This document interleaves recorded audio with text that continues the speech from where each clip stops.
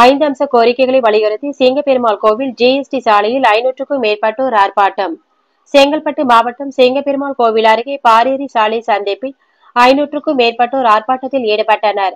விலை மதிப்பற்ற மனித உயிர்கள் விபத்துகளை தவிர்க்க கோரி ஆர்ப்பாட்டத்தில் ஈடுபட்டனர்.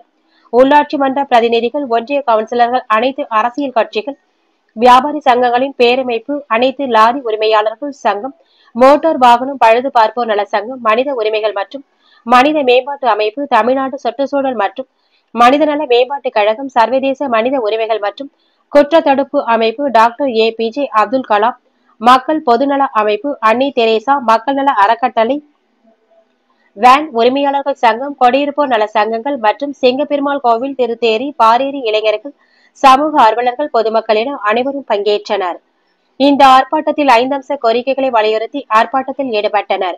குறிப்பாக திருத்தேரி, பாரேரி சன்னினில் சிக்னல் அமைத்து கொடு கட்டி முடிக்கப்பட நிலையில் பல ஆண்டுகளாக திறக்காமல் ஜிஎஸ்டி சாலையில் உள்ள விபத்து மற்றும் அவசர சிகிச்சை மையத்தை உடனடியாக திறந்திட கோரியும், பேருந்து நிழற்குடை அமைத்து கொடுக்க கோரியும், பாதசாரிகள் பயன்படுத்தும் வகையில் கிரில் தடுப்பு அமைத்து சர்வீஸ் சாலை அமைத்து கொடுக்க கோரியும், தேசிய நெடுஞ்சாலையில் எரியாத மின் விளக்குகளை சரி செய்து தினமும் எரிய செய்ய கோரி ஆர்ப்பாட்டத்தில் ஈடுபட்டனர். இந்த ஆர்ப்பாட்டத்தில் சிங்கப்பெருமாள் கோவில், திருத்தேரி, பாரேரி பகுதியை சேர்ந்த 500க்கும் மேற்பட்டோர் கலந்து கொண்டனர். நெடுஞ்சாலை ஆணையத்திற்கு மாநில அரசாங்கம்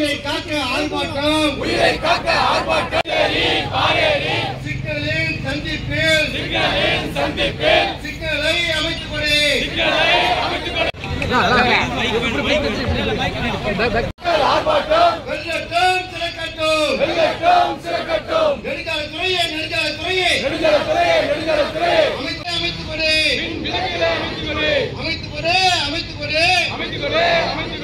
பாதசாரிகள் பயன்படும்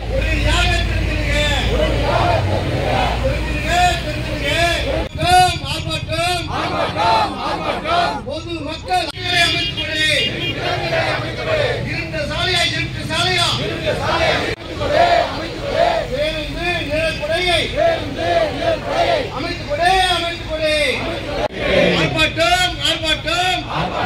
ஆர்ப்பாட்டம் உயிர் காக்க ஆர்ப்பாட்டம் அமைத்துக் கொடு அமைத்துக் கொடு. தமிழக அரசு ஒன்றிய அரசு தூங்காதே.